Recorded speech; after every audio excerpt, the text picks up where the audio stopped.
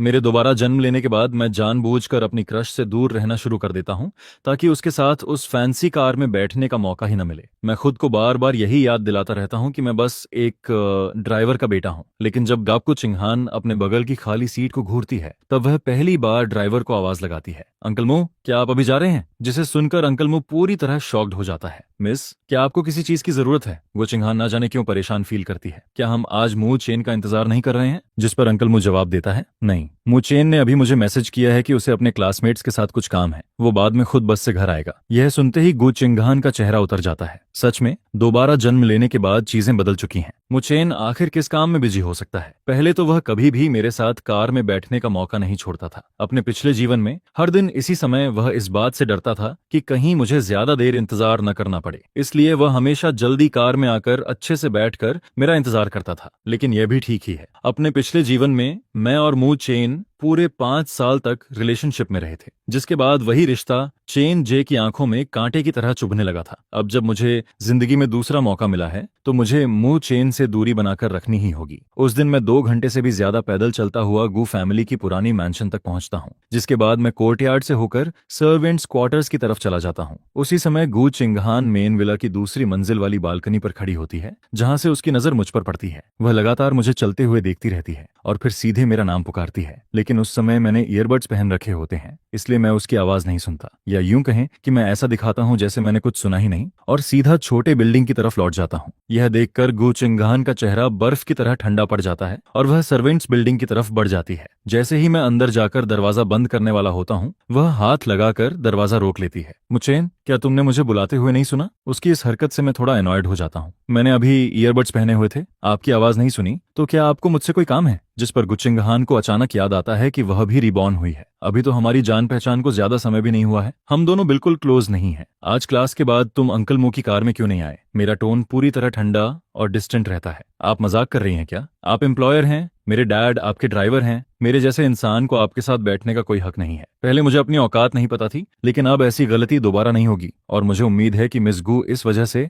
मेरे डैड को ब्लेम नहीं करेंगी। जिसे सुनते ही गु चिंगहान का चेहरा तुरंत ठंडा पड़ जाता है। अच्छा है कि तुम्हें अपनी जगह पता है, अगर बाद में ओल्ड मास्टर तुम्हारे बारे में पूछें तो उन्हें खुद एक्सप्लेन करना। ऐसा नहीं है कि मैंने तुम्हें कार से उतार दिया था। इसके बाद वह जोर से दरवाजा बंद करती है और वहां से चली जाती है। वहीं दूसरी तरफ मैं पूरी तरह शांत रहता हूँ। इस जिंदगी में मैं वही गलतियां दोबारा कभी नहीं दोहराऊंगा। मैं पहले ही कैंपस हाउसिंग के लिए अप्लाई कर चुका हूं, लेकिन रूम मिलने में अभी कुछ दिन बाकी हैं। अगली सुबह मैं जल्दी उठकर रोड के किनारे बस का इंतजार करने लगता हूं। उसी समय गुचिंगहान बालकनी से मुझे स्कूल जाते हुए देखती है। वह मेरी पीठ को घूरती रहती है, लेकिन उसके चेहरे पर क्या चल रहा है यह समझ पाना मुश्किल होता है। ऐसा मत सोचो कि ये सब करके तुम मेरा अटेंशन पालोगे। कुछ मिनट बाद बस आ जाती है। बस इतनी ज्यादा भरी हुई होती है कि मुझे भीड़ को धक्का देकर पीछे तक जाना पड़ता है। मैं जैसे ही खड़े होने की जगह ढूंढता हूँ, तभी मुझे पीछे से कोई धक्का देता है। मैं मुड़कर देखता हूँ तो एक मिडिल एज्ड आदमी मेरे पीछे खड़ा मुस्कुरा रहा होता है। मैं दूसरी जगह जाने की कोशिश करता हूँ, लेकिन वह आदमी बड़ी बेशर्मी से वहीं खड़ा रहता है, जैसे उसने तय कर लिया हो कि उसे मेरे बिल्कुल पास ही खड़ा होना है। उसी समय अचानक भीड़ को चीरते हुए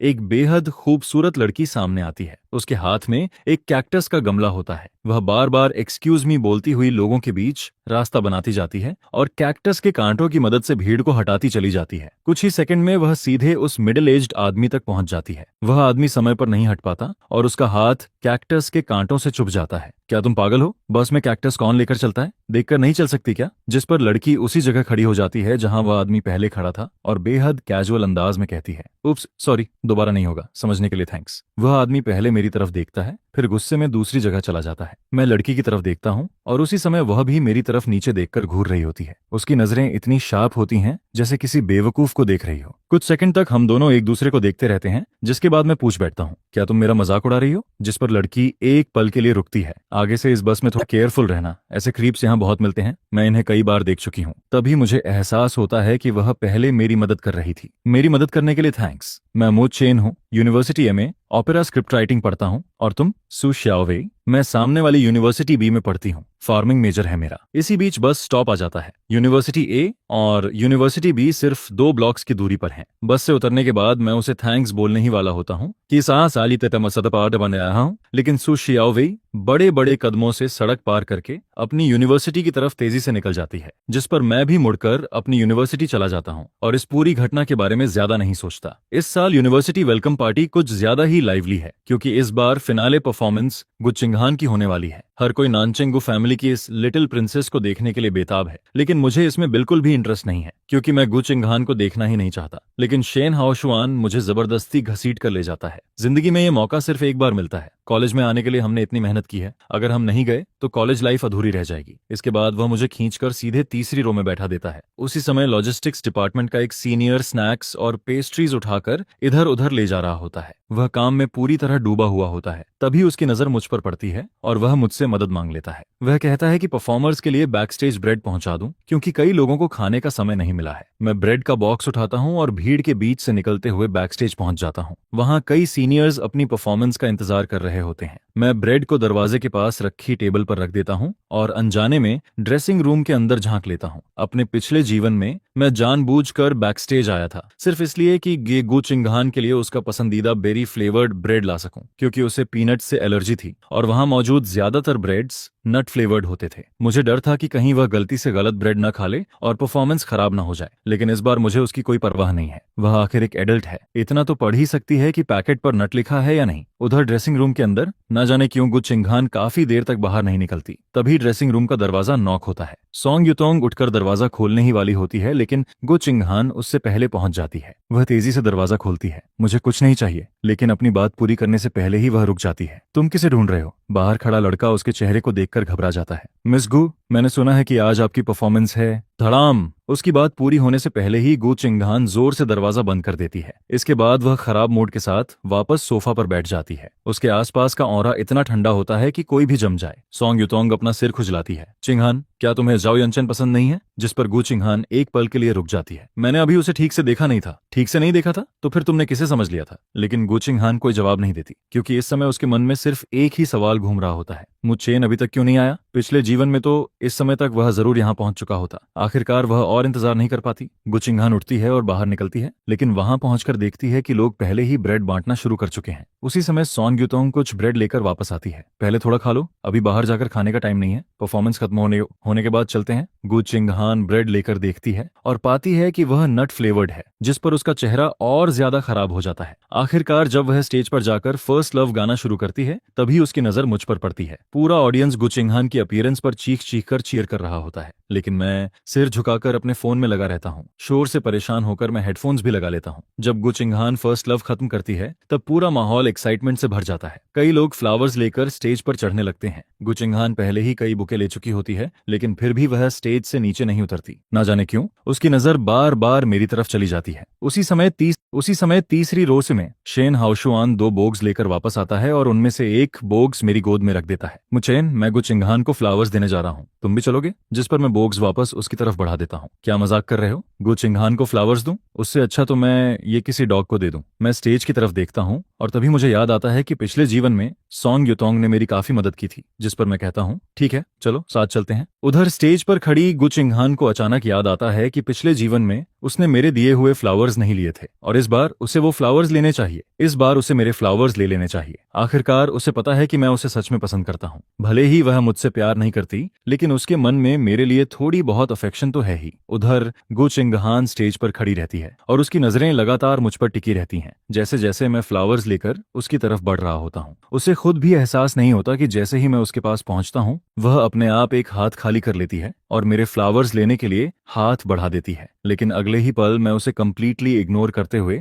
उसके पास से निकल जाता हूँ और सीधे उसके पीछे खड़ी सोंग युतोंग को फ्लावर्स दे देता हूँ। मैं मुस्कुराते हुए कहता हूँ, अभी आपकी परफॉर्मेंस बहुत अमेजिंग थी, क्या मैं ये बुके आपको दे सकता हूँ? जिस पर सोंग युतोंग पूरे 2 सेकंड के लिए फ्रीज हो जाती है और फिर उठकर फ्लावर्स ले लेती है। Of course, thank you so much. इसके बाद मैं तुरंत स्टेज से नीचे उतर जाता हूँ। मैं एक बार भी गु चिंगहान की तरफ नहीं देखता। यह देखकर सोंग युतोंग गु चिंगहान की तरफ नजर घुमाती है, लेकिन उसके चेहरे पर सिर्फ कंफ्यूजन दिखाई दे रही होती है। तभी गु चिंगहान अचानक उससे पूछती है, तुम्हारे और मु चेन के बीच क्या चल रहा है? जिसे सुनकर सोंग युतोंग और भी ज्यादा कंफ्यूज्ड हो जाती है। क्या चल सकता है? मैं तो उसे मुश्किल से जानती हूँ। फिर वह थोड़ा सोचकर कहती है, चिंगहान, क्या तुम्हें लगता है कि वो ये सब जानबूझकर कर रहा है ताकि तुम्हारा अटेंशन पा सके? जिस पर गु चिंगहान नाक सिकोड़ते हुए कहती है, वो खुद को समझता क्या है, जैसे मैं उसे कभी अटेंशन दूंगी। उधर रात के 10 बज चुके होते हैं जब मैं वापस गू फैमिली मैंशन पहुंचता हूँ। जैसे ही मैं अंदर आता हूँ, डैड मुझ तुरंत मेरे पास आ जाते हैं। मुचेन, क्या तुमने आज स्कूल में मिस गू को देखा था? आज उन्होंने मुझे लेने आने के लिए नहीं कहा। अभी रात के 10 बज चुके हैं, लेकिन वो अभी तक घर नहीं लौटी हैं। उनका फोन भी स्विच्ड ऑफ है। मिसेस गो इस समय उन्हें हर जगह ढूंढ रही हैं, जिस पर मैं अपना फोन निकालता हूं और स्कूल के फ्रेशमैन ग्रुप चैट को खोल लेता हूं। मिसेस गू से कह दीजिए कि चिंता न करें, वो लोग शायद कराओके गए हुए हैं। ठीक है ठीक है, मैं अभी जाकर उन्हें सुनने बता देता हूँ, नहीं तो बाद में वो किसी को तुम्हारे पास पूछने भेज देंगी। ग्रुप चैट में अपलोड हुई फोटोज को देखते हुए मेरी नजर गो चिंगहान पर पड़ती है। वह एक बेहद हैंडसम लड़के के बगल में बैठी होती है। वो चेंजे है। मुझे पहले से पता था कि आखिर में उन दोनों का साथ होना ही है। अगली सुबह गो चिंगहान का पूरी रात बाहर रहना मिसेस गू को बहुत गुस्सा दिला चुका होता है। मुझे डर था कि कहीं मिसेस गू मुझे भी पूछताछ में न घसीट लें, इसलिए मैं बहुत सुबह ही घर से निकल जाता हूँ। बस में चढ़ते ही मेरी नजर सु शियाओवेई पर पड़ जाती है। आज उसके हाथ में एक बेहद चमकदार और ट्रांसपेरेंट स्यूकुलेंट प्लांट होता है। पिछली बार वाले मिडिल एज्ड आदमी से दोबारा मिलने के डर से मैं सीधे सु शियाओवेई के पास चला जाता हूँ और मुस्कुराकर हेलो बोलता हूँ, जिस पर सु शियाओवेई चुपचाप थोड़ा सरक जाती है और मेरे लिए जगह बना देती है, जैसे मुझे अंदर की तरफ प्रोटेक्ट कर रही हो। उसकी इस थॉटफुल नेचर के लिए मैं मन ही मन ग्रेटफुल फील करता हूँ। फिर मैं खुद ही बात शुरू करता हूँ। सीनियर सु, ये कौन सा प्लांट है? बहुत सुंदर लग रहा है। मैं काफी देर तक उसे देखता रहता हूँ, लेकिन उसे छूने की कोशिश नहीं करता, क्योंकि ये सल्केंट बिल्कुल उसी गिफ्ट जैसा दिख रहा होता है जो मुझे अपने पिछले जीवन में ग्रेजुएशन के समय मिला था। जिस पर सु शियाओवेई जवाब देती है,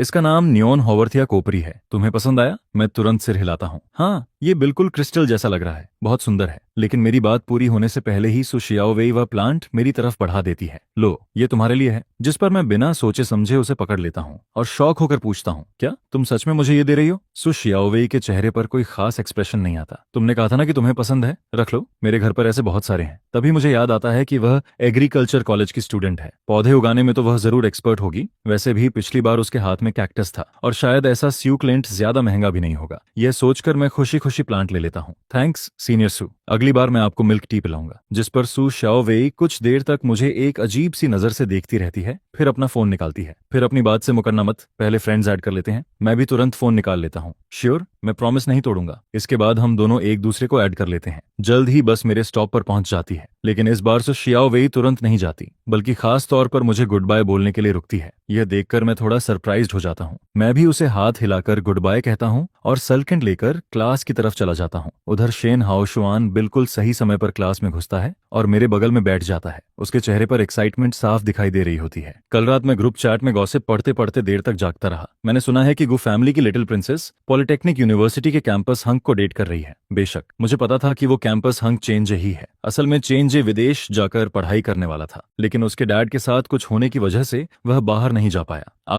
आखिर में उसे कॉलेज एंट्रेंस एग्जाम देना पड़ा और पॉलिटेक्निक यूनिवर्सिटी में एडमिशन लेना पड़ा। स्कूल अभी अभी शुरू हुआ है, लेकिन चेंजे की फैमिली की हालत अभी भी खराब है। वह गु चिंगहान जैसी सुपर रिच हेरेस को अपने पास बांधकर रखना चाहता है, और दूसरी तरफ गु चिंगहान भी चेंजे के लिए अपनी फैमिली से लड़ चुकी है और उसने भी विदेश जाने से मना कर दिया था। सच कहें तो दोनों एक दूसरे के लिए परफेक्ट हैं। दोनों को वही मिल रहा है जो वो चाहते हैं। शायद इस समय भी दोनों चेंजे के रेंटेड अपार्टमेंट में साथ होंगे। यह देखकर शेन हाओशुआन थोड़ा परेशान हो जाता है। मुचेन, क्या तुम्हें बिल्कुल शौक नहीं लग रहा? गु चिंगहान सच में किसी को डेट कर रही है? जिस पर मैं शांत स्वर में जवाब देता हूँ, किसी रिच लेडी की पर्सनल लाइफ से मेरा क्या लेना देना? गॉसिप करने का टाइम है तो एक और पार्ट टाइम जॉब ढूंढ लो। यह सुनकर शेन हाओशुआन सिर हिलाता है। बात तो सही है, रिच लेडी चाहे जिसे डेट करे। कुछ देर बाद वह अचानक फिर बोल पड़ता है, मुचेन, ये नियोन स्यूकुलेंट तुम्हारा है क्या? हाँ ब्रो, अभी कल ही तो तुम मुझे बता रहे थे कि तुम्हारे पास पैसे नहीं है और आज तुम क्लास में हजारों वाला प्लांट लेकर घूम रहे हो। यह सुनकर मैं भी चौंक जाता हूँ। क्या मजाक कर रहे हो? इतना छोटा सा सल्केंट हजारों का कैसे हो सकता है? जिस पर शेन हाओशुआन पूरे 1 मिनट तक प्लांट को ध्यान से देखता रहता है।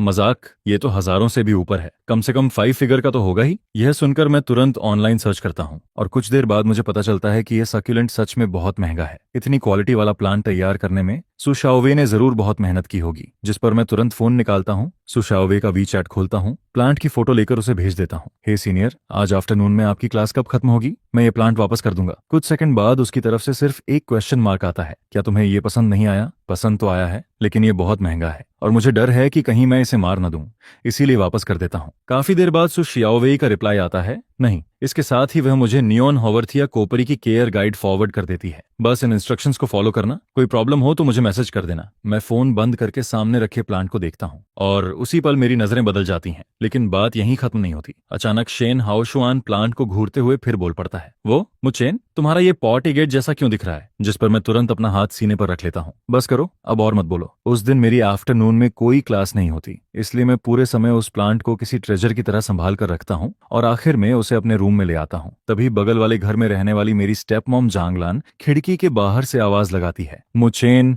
मिसेस गू तुम्हें बुला रही हैं। जैसे ही मैं मिसेस गू का नाम सुनता हूँ मुझे इंस्टिंक्टिवली इरिटेशन होने लगती है। अपने पिछले जीवन में गू चिंगहान के साथ पूरे 5 साल के रिलेशनशिप के दौरान मिसेस गू हमेशा उसके सामने तो कुछ नहीं कहती थी, लेकिन उसके पीछे मुझे तंग करने का कोई मौका नहीं छोड़ती थी। वैसे भी जिस डॉर्म के लिए मैंने अप्लाई किया है वह अगले 1 हफ्ते तक अवेलेबल नहीं होगा, इसलिए मुझे यहाँ सिर्फ 1 और हफ्ता रहना है। मैं मिसेस गू के पास पहुंचता हूँ और विनम्रता से पूछता हूँ, मैडम आपको मुझसे क्या काम है? अगर वो मेरी कैपेबिलिटी के अंदर हुआ तो मैं मना नहीं करूंगा। जिस पर मिसेस गू बेहद दुखी आवाज में कहती हैं, चिंगहान ने फिर क्लास स्किप कर दी। आज काउंसलर का कॉल आया था। उसने कहा कि चिंगहान 2 दिनों से क्लास में दिखाई नहीं दी है। सेमेस्टर अभी शुरू ही हुआ है। उनकी आवाज में दुख साफ सुनाई देता है, लेकिन मुझे जरा भी फर्क नहीं पड़ता, क्योंकि मैं अच्छी तरह जानता हूं कि स्कूल काउंसलर कभी भी मिसेस गू को कॉल करके यह नहीं बताएगा कि मिस गू क्लास स्किप कर रही है। आखिर गू फैमिली की लिटिल प्रिंसेस से सवाल पूछने की हिम्मत किसमें है, और कौन उसकी अटेंडेंस की चिंता करेगा? इसके बाद मिसेज गू फिर कहती हैं, मुचैन, तुम और चिंगहान एक ही स्कूल में पढ़ते हो ना, और कुछ क्लासेस भी कॉमन है। क्या तुम मेरी मदद करके उस पर नजर रख सकते हो? अगर वो क्लास स्किप करे तो तुरंत मुझे टेक्स्ट कर देना। फिर वह अपना फोन निकालती हैं। आओ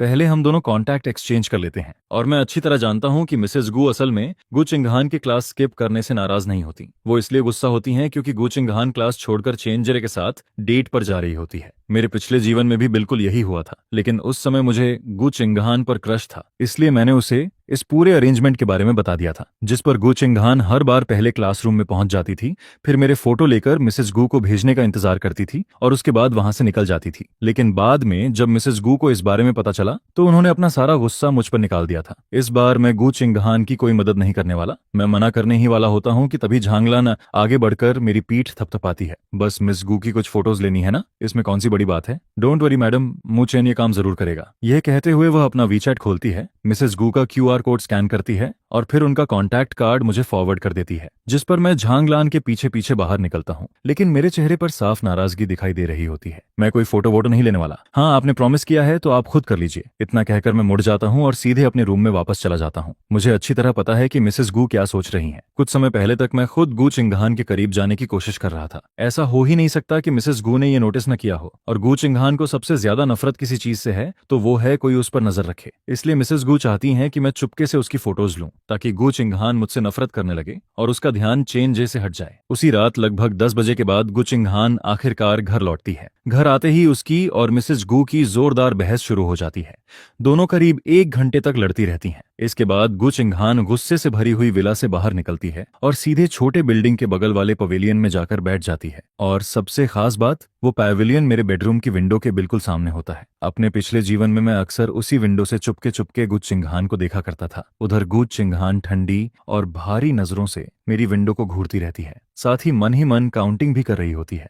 लगभग हर बार जब काउंट 20 तक पहुंचता था, ड्राइवर सन बाहर आ ही जाता था, कभी खाने का सामान लेकर, कभी अम्ब्रेला लेकर, तो कभी सिर्फ उसका हाल पूछने के लिए। लेकिन इस बार कुछ अलग होता है। ठप। जिस विंडो को वह लगातार घूर रही थी वो अचानक बंद हो जाती है और अगले ही पल कर्टेन भी खींच दिया जाता है। यह देखकर गू चिंगहान कुछ सेकंड के लिए फ्रीज हो जाती है। उसके चेहरे पर साफ शॉक दिखाई देता है। फिर वह नाराज चेहरे के साथ मेरी विंडो तक आती है और कई बार नॉक करती है। मुझे बिल्कुल उम्मीद नहीं थी कि गू चिंगहान खुद विंडो पर नॉक करने आ जाएगी। मैं कुछ सेकंड तक घर के अंदर खड़ा रहता हूँ, फिर बाहर निकल आता हूँ। मिस गू, क्या आप मुझे ढूंढ रही थी? जिस पर गू चिंगहान मुझे एक बेहद कॉम्प्लिकेटेड नजर से देखती है। तुमने विंडो क्यों बंद की? मैं तुरंत जवाब देता हूँ, ऑब्वियसली प्राइवेसी के लिए। अगर कोई अंदर देख ले तो अच्छा नहीं लगेगा, है ना? यह सुनते ही उसका चेहरा और ज्यादा ठंडा पड़ जाता है, क्योंकि इस बार मैं अपने पिछले जीवन जैसा बिहेव नहीं कर रहा था। लेकिन उसके मन में अभी भी यही चल रहा होता है कि मैं बस अटेंशन पाने के लिए कोई नया ड्रामा कर रहा हूँ।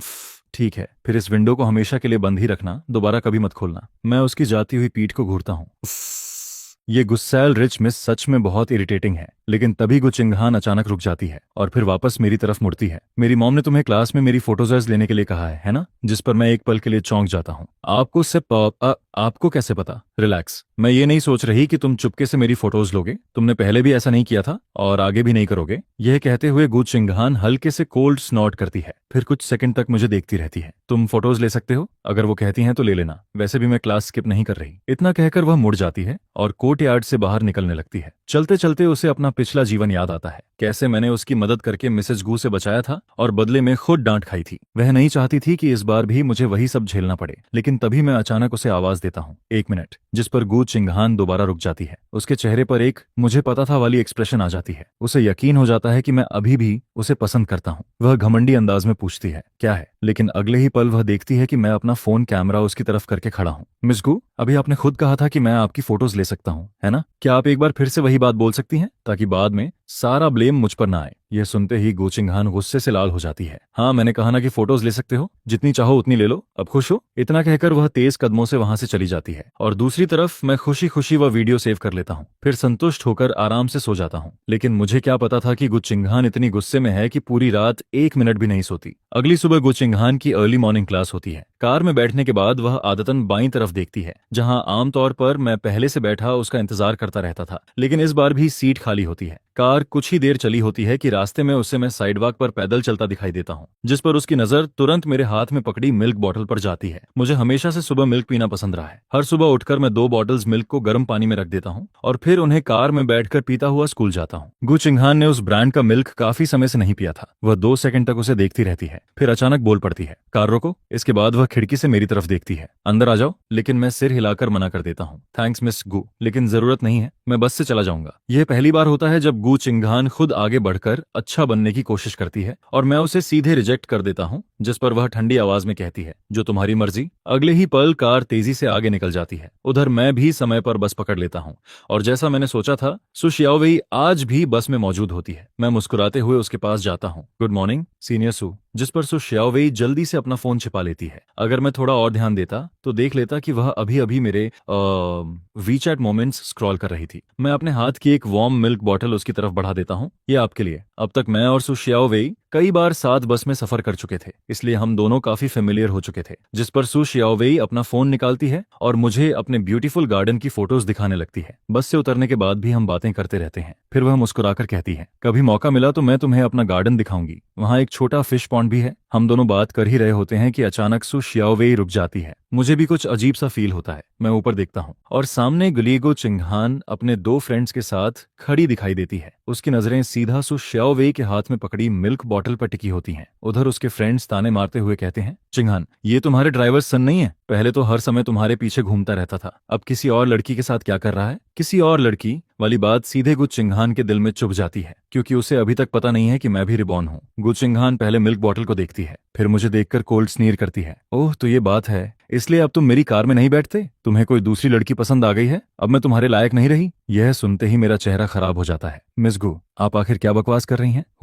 क्या मैंने कुछ गलत कहा? वह आगे बोलती है, जब तुम पहली बार गु फैमिली में आए थे तब हर दिन बहुत जल्दी कार में आकर मेरा इंतजार करते थे, और ये मिल्क पहले तुम मेरे लिए भी चीजें लाते थे, अब किसी और को दे रहे हो? यह सुनकर मुझे अपना पुराना वाला खुद याद आ जाता है और मेरा एक्सप्रेशन काफी अगली हो जाता है। सच में मुझे गु चिंगहान को पसंद करने का बहुत पछतावा है। क्या आज इसने कोई गलत दवा खा ली है? उधर गु चिंगहान कई बार सु शियाओवेई को ऊपर से नीचे तक देखती है, फिर कहती है, शायद तुम्हें नहीं पता होगा, ये मेरे फैमिली के ड्राइवर का बेटा है। उस पल मैं शर्म से जमीन में गड़ जाना चाहता था। सॉरी सीनियर सु, लेकिन सु शियाओवेई बिना कुछ कहे आगे बढ़ती है और मेरे बालों को हल्के से रफल कर देती है। तुम्हें माफी मांगने की जरूरत नहीं है, तुमने कुछ गलत नहीं किया। मुझे पता है कि गु चिंगहान का पर्सनैलिटी बहुत खराब है, लेकिन मैं सु शियाओवेई को इस सब में घसीटना नहीं चाहता। सीनियर, अब आप क्लास में जाइए, लेट मत होइए। जिस पर सु शियाओवेई भौहें सिकोड़ती है। वो लड़की कौन है? मैं 2 सेकंड तक चुप रहता हूँ, फिर जवाब देता हूँ, एकदम साइको है। यह सुनकर सु शियाओवेई कुछ पल रुक जाती है, फिर हिचकिचाते हुए पूछती है, क्या वो तुम्हारी गर्लफ्रेंड है? Of course not. मैं इतनी जल्दी और इतनी मजबूती से इनकार करता हूँ कि गु चिंगहान भी सुन लेती है, जिस पर वह कोल्ड स्नॉट करती है। मैं किसी ड्राइवर जस सन को क्यों डेट करूंगी? यह सुनकर मेरे अंदर का गुस्सा उबल पड़ता है। अच्छा,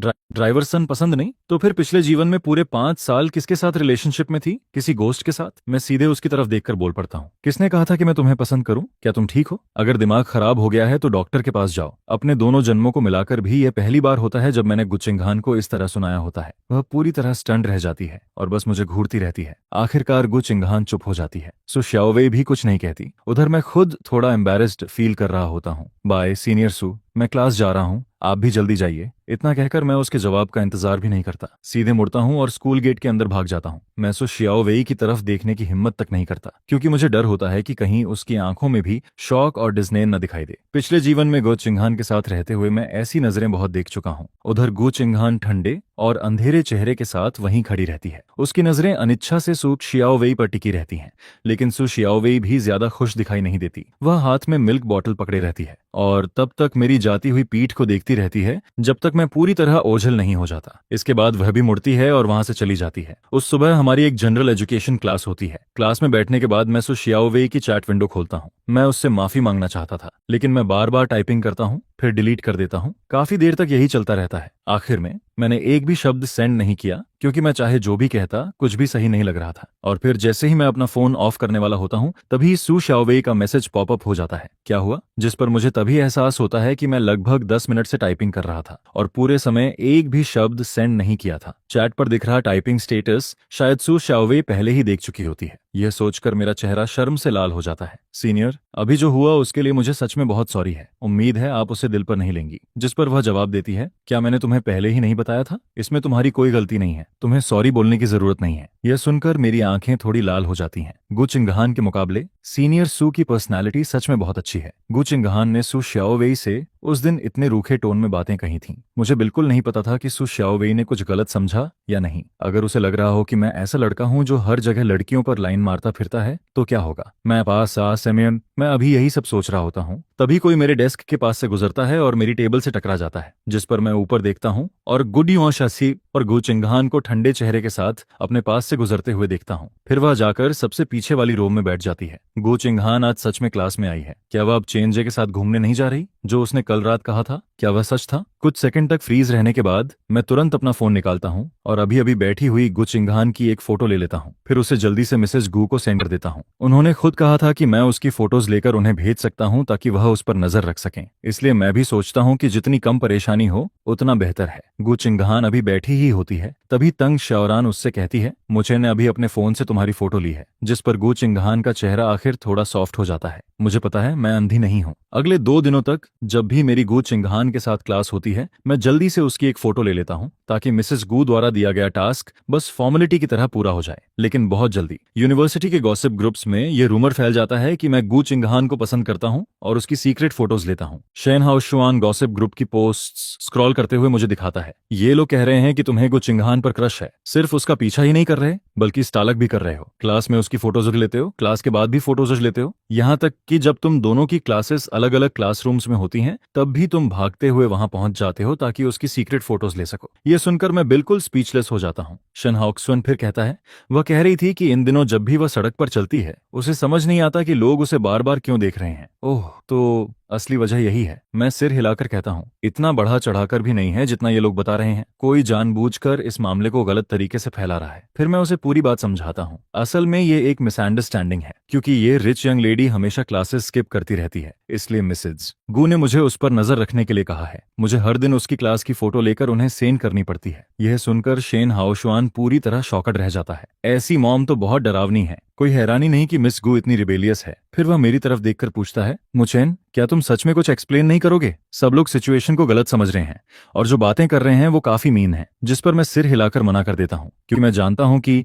गु चिंगहान को लेकर चल रही गॉसिप ज्यादा दिन नहीं टिकेगी। 2 हफ्तों के अंदर चेन जे को फैमिली इमरजेंसी की वजह से जल्दी विदेश जाना पड़ेगा, जिसके बाद गु चिंगहान के पास उससे मिलने के लिए क्लासेस स्किप करने का मौका नहीं बचेगा। तब मिसेस गु भी रिलैक्स हो जाएंगी और मुझे भी रोज फोटोज नहीं लेनी पड़ेंगी। लेकिन मेरी किस्मत हमेशा की तरह खराब निकलती है, क्योंकि जिससे मैं सबसे ज्यादा बचना चाहता हूँ वही हो जाता है। दोपहर में लंच करते समय मेरी फिर से गु चिंगहान से मुलाकात हो जाती है, और वह भी पूरी तरह कोइंसिडेंस से। मुझे ये काफी अनलकी लगता है। अपनी पिछली लाइफ में अगर मुझे उससे मिलना होता था तो फेक चांस एनकाउंटर्स बनाने के लिए दिमाग लगाना पड़ता था, लेकिन रीबर्थ के बाद मैं बिना किसी वजह के उससे बार बार टकराता रहता हूँ। तभी गु चिंगहान मुझे देखकर कहती है, इन दिनों तुम मेरी फोटोज ले रहे हो और मुझे रिपोर्ट भी नहीं कर रहे हो। वह एक सेकंड रुकती है, फिर मीनिंगफुल नजरों से मुझे देखती है। क्या तुमने मेरी फोटोज अपने एल्बम में सेव की हैं? जिस पर मैं उसे साफ डिस्गस्ट के साथ देखता हूँ। तुम ही हो जो हमेशा क्लासेस स्किप करती रहती हो, इसलिए मिसेस गु ने अटेंडेंस चेक के लिए तुम्हारी फोटोज लेने को कहा था। अब तुम हर दिन प्रॉपर्ली क्लास अटेंड कर रही हो। मिसेस गु भी बहुत सेटिस्फाइड है। फिर रिपोर्ट करने जैसा क्या है? इसके बाद मैं शांत आवाज में कहता हूँ, रिलैक्स, मैंने एक भी फोटो सेव नहीं की है। तुम्हारी एक भी फोटो मेरे पास नहीं है। यह सुनकर गु चिंगहान की आंखें हल्की सी चमकती हैं, लेकिन फिर वह थोड़ी डिसअपॉइंटेड नजर आती है। तुमने इतनी सारी फोटोज ली और एक भी सेव नहीं की? मैं जवाब देता हूँ, और क्या? मैं तुम्हारी फोटोज सेव क्यों करूंगा? बुरी नजर और इविल स्पिरिट्स भगाने के लिए। मेरी बात सुनकर गु चिंगहान इतनी एनॉय हो जाती है कि हंस पड़ती है। मुझे यकीन नहीं है मुचेन, क्या तुम्हें मुझ पर क्रश है और तुम मानने से डर रहे हो? मैं मन ही मन मानता हूं कि पिछली लाइफ में मुझे सच में गु चिंगहान पसंद थी, लेकिन अब मैं 100% श्योर हूं कि ऐसा बिल्कुल नहीं है। जिस पर मैं अपना फोन निकालता हूं और मिसेज गू के साथ चैट हिस्ट्री खोल देता हूं। अगर भरोसा नहीं है तो खुद देख लो। गु चिंगहान तुरंत फोन छीन लेती है और चैट हिस्ट्री देखने लगती है, जहां सिर्फ उसकी क्लास में आने और जाने की फोटोज होती हैं, और उनमें से हर एक या तो ब्लरी बैक शॉट होती है या साइड प्रोफाइल। एक भी फ्रंट फेसिंग फोटो नहीं होती। यह देखकर गु चिंगहान का चेहरा तुरंत काला पड़ जाता है। बहुत बढ़िया, तुम उसके लिए मुझ पर नजर रखते हो, मेरी फोटोज लेते हो और मेरे चेहरे की फोटो लेने की भी कोशिश नहीं करते। फिर वह गुस्से से पूछती है, क्या तुम्हें मेरा चेहरा इतना नापसंद है? जिस पर मैं बिना एक्सप्रेशन बदले जवाब देता हूँ, वैसे भी तुम्हारा चेहरा इतना खास नहीं है। यह सुनकर गु चिंगहान ठंडी हंसी हंसती है और सिर हिलाती है। अच्छा, तो फिर बताओ किसका चेहरा अच्छा लगता है? मैं बिना सोचे जवाब देता हूँ, सु श्याओवेई। यह सुनते ही वह भौहें सिकोड़ लेती है। अचानक सीनियर सु का नाम क्यों ले रहे हो? तुम उसे इतने क्लोजली सीनियर सु बुलाते हो। मैं भी तुमसे बड़ी हूँ, मुझे सीनियर क्यों नहीं बुलाते? आखिर तुम्हारा उसके साथ रिलेशनशिप क्या है? जिस पर मैं फोन वापस लेने के लिए हाथ बढ़ाता हूँ। हमारा जो भी रिलेशनशिप है उससे तुम्हारा कोई लेना देना नहीं है। मेरी बात सुनकर गु चिंगहान का चेहरा और भी ग्लूम हो जाता है। फिर वह गुस्से में फोन को जोर से जमीन पर फेंक देती है। क्रैक, एक तेज आवाज गूंजती है और फोन स्क्रीन टूट जाती है। जिस पर मैं जल्दी से फोन उठाता हूँ और गुस्से में कहता हूँ, गु चिंगहान, क्या तुम पागल हो गई हो? स्क्रीन टूट गई है, इसका पैसा तुम्हें देना पड़ेगा। बाद में बिल सेंड कर दूंगा। उम्मीद है मिस गु पेमेंट देने से मना नहीं करेंगी। इतना कहकर मैं तुरंत वहां से मुड़ जाता हूँ, क्योंकि मैं एक सेकंड भी गु चिंगहान के साथ रुकना नहीं चाहता था। वहीं दूसरी तरफ गु चिंगहान गुस्से से पैर पटकती रह जाती है। असल में जब उसे पता चला था कि मैं उसकी फोटोज ले रहा हूँ, तो वह अंदर ही अंदर काफी खुश हुई थी। उसे लगा था कि मुझे उस पर क्रश है, इसलिए मैं उसकी फोटोज लेता हूँ। उसे पूरा यकीन था कि मैं वापस जाकर चुपके से उन फोटोज को देखूंगा, लेकिन अब बिना किसी वजह के वह खुद ही गुस्से से भर गई थी। इसके बाद जब मैं फूड स्ट्रीट से होकर स्कूल वापस जा रहा होता हूँ, तब मुझे नहीं पता होता कि सामने वाले स्कूल की सु श्याओवेई भी आज अपने क्लासमेट्स के साथ वहीं लंच कर रही होती है। सु श्याओवेई सबसे पहले मुझे देख लेती है, लेकिन मुझे आवाज नहीं देती, क्योंकि वह सुबह एग्रीकल्चरल कॉलेज में कई घंटे बिताकर आई होती है। उसके कपड़ों पर मिट्टी के कई निशान लगे होते हैं और वह मेरे सामने अपनी इमेज खराब नहीं करना चाहती थी। इसके अलावा मैं भी उसे काफी बैड मूड में नजर आता हूँ। मेरे भीड़ में गायब हो जाने के बाद सु श्याओवेई नोटिस करती है कि उसके डेस्कमेट क्लासमेट्स भी मुझे ही देख रहे होते हैं, जिस पर उनमें से एक पूछता है, क्या यही वह लड़का है जिसके बारे में तुम बात कर रही थी? देखने में तो काफी वेल बिहेव्ड लगता है। यकीन नहीं होता कि यह स्टॉकर निकलेगा। ये सुनकर सु श्याओवेई तुरंत बोल पड़ती है, तुम लोग क्या बात कर रहे हो? कौन स्टॉकर? जिस पर एक क्लासमेट कहता है, अरे वह बड़ी फेमस गु चिंगहान। पता नहीं तुमने उसका नाम सुना है या नहीं। रूमर है कि उसके ड्राइवर का बेटा उसे पसंद करता है। वह उसी स्कूल में पढ़ता है और इन दिनों उसकी सीक्रेट फोटोज ले रहा है। फिर वह एक पोस्ट खोलकर दिखाता है, देखो, गु फैमिली की एल्डेस्ट डॉटर को स्कूल ज्वाइन किए सिर्फ 2 हफ्ते हुए हैं और पहले ही एक क्रेजी एडमायरर उसकी फोटोज लेने लगा है। पोस्ट में साफ दिखाई दे रहा होता है कि मैं फोन पकड़कर गु चिंगहान की बैक फोटो ले रहा हूँ। यह देखकर सु श्याओवेई को उसी दिन सुबह गु चिंगहान द्वारा कही गई बातें याद आ जाती हैं। क्या मु चेन सच में गु चिंगहान को पसंद करता है? वह हल्का सा फ्रॉन करती है, लेकिन अगले ही पल सोचती है, चाहे जो भी हो, ये पोस्ट मु चेन की रेपुटेशन के लिए अच्छी नहीं है। मुझे किसी से कहकर इन्हें हटवाना होगा।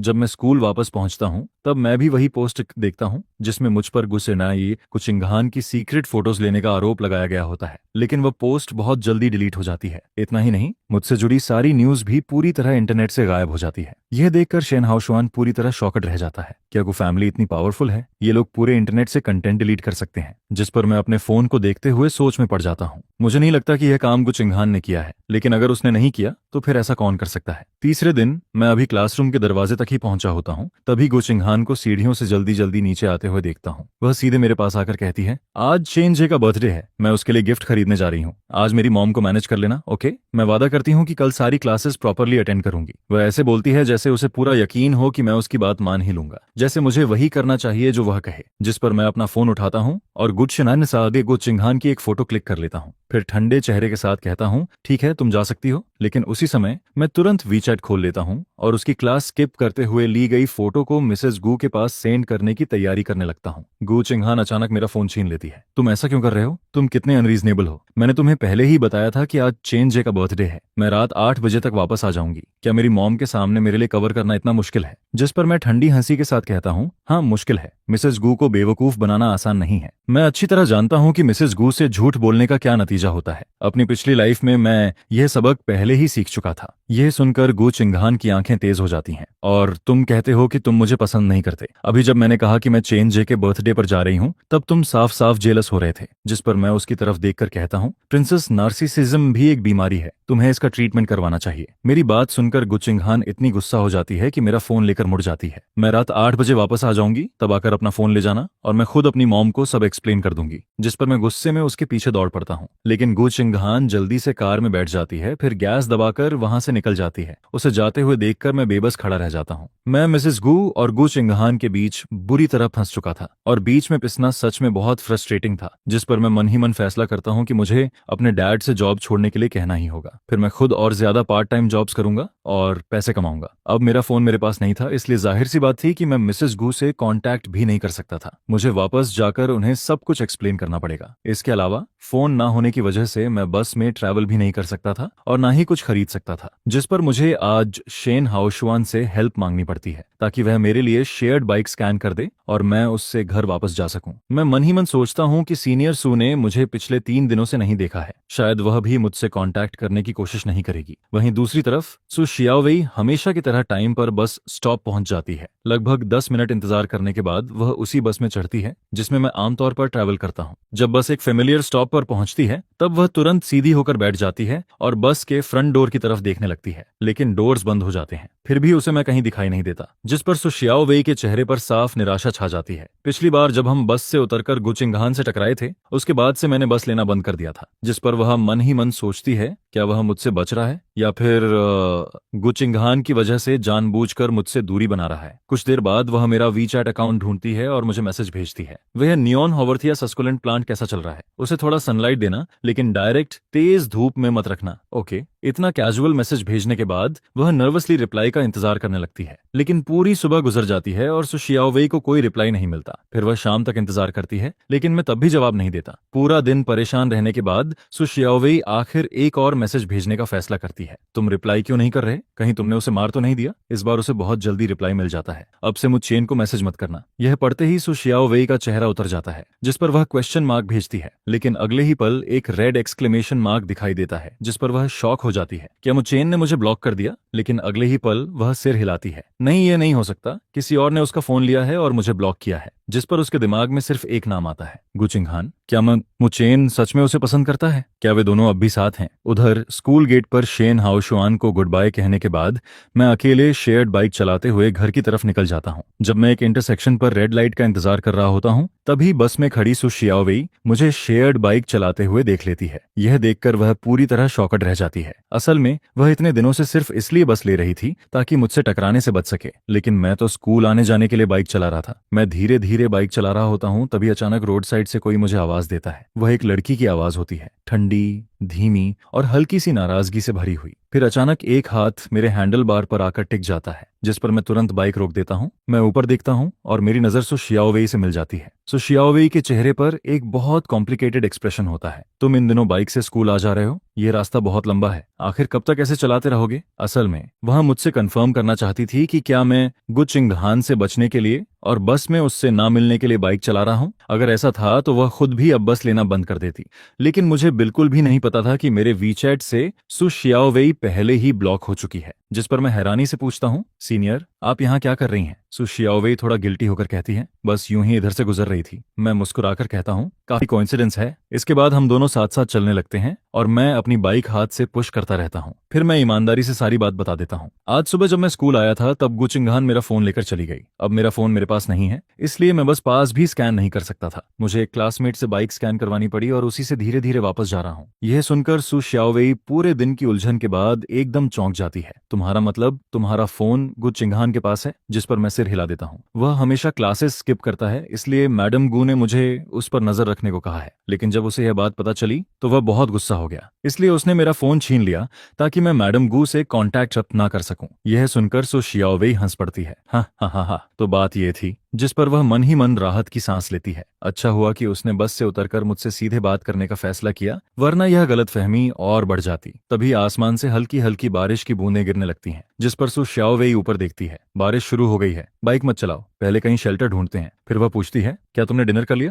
मैं आज्ञाकारी तरीके से सिर हिलाकर कहता हूँ, हाँ हाँ कर लिया। जिस पर वह फिर पूछती है, आज मिल्क टी पी थी? यह सवाल मुझे थोड़ा अजीब लगता है। नहीं, आज नहीं पी। यह सुनकर सु शाओवेई मुस्कुराती है। चलो फिर मैं तुम्हें मिल्क टी पिलाती हूँ। अब तक बारिश तेज होने लगती है। हल्की बूंदाबांदी लगातार जारी रहती है और सड़क पर मौजूद लोग भागने लगते हैं। जिस पर सु शाओवेई अचानक मेरा हाथ पकड़ लेती है और मुझे लेकर दौड़ पड़ती है। मॉल के एंट्रेंस पर पहले से काफी लोग बारिश से बचने के लिए खड़े होते हैं। सु शाओवेई मेरी स्लीव पकड़ती है और भीड़ के बीच से रास्ता बनाकर अंदर ले जाती है। मिल्क टी शॉप के अंदर का माहौल थोड़ा ऑकवर्ड हो जाता है। हम दोनों चुपचाप विंडो के बाहर गिरती बारिश को देखते रहते हैं। आखिरकार हमारी मुलाकातें अभी तक सिर्फ कुछ ही बार हुई थीं। मुझे समझ नहीं आता कि क्या कहूं और सु शाओवेई भी अपने ही ख्यालों में खोई रहती है। लेकिन मुझे बिल्कुल नहीं पता होता कि जब मैं सु शाओवेई के साथ मॉल में बारिश से बच रहा होता हूं, उसी समय चेन जे के बर्थडे सेलिब्रेशन में मौजूद गु चिंगहान बहुत ज्यादा इरिटेटेड हो रही होती है। चैन जे जानता था कि गु चिंगहान उसे काफी समय से पसंद करती है, लेकिन वह हमेशा उसे होप देता रहा और कभी ऑफिशियल रिलेशनशिप में नहीं आया। लेकिन हाल ही में उसे अचानक क्राइसिस महसूस होने लगी थी, क्योंकि उसे पता चल गया था कि गु चिंगहान उस ड्राइवर के बेटे की उससे ज्यादा केयर करती है जितना उसने सोचा था। जिस पर उसने बर्थडे का फायदा उठाते हुए सीधे गु चिंगहान के साथ अपना रिलेशनशिप ऑफिशियल करने का फैसला कर लिया।